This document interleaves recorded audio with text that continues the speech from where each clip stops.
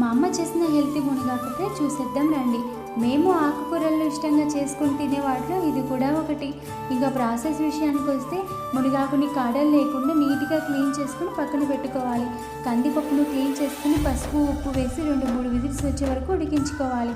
పప్పు మంచిగా ఉడికించాక పప్పుని అందులో వాటర్ని వేడి చేసుకోవాలి. వేడి చేసుకున్న వాటర్తోని మునగాకుని కొంచెం ఉప్పు వేసి 2-3 విజిల్స్ వచ్చే వరకు పెట్టుకోవాలి.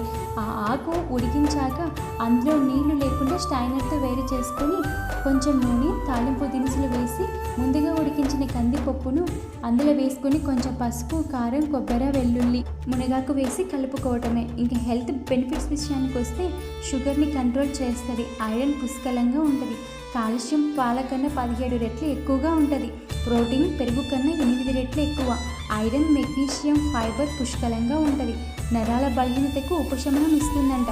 జుట్టు విషయానికి వస్తే హెయిర్ ఫాల్ తగ్గించి కుదుళ్ళు బలంగా తయారు చేస్తుంది. మీకు నచ్చితే వీడియో సబ్స్క్రైబ్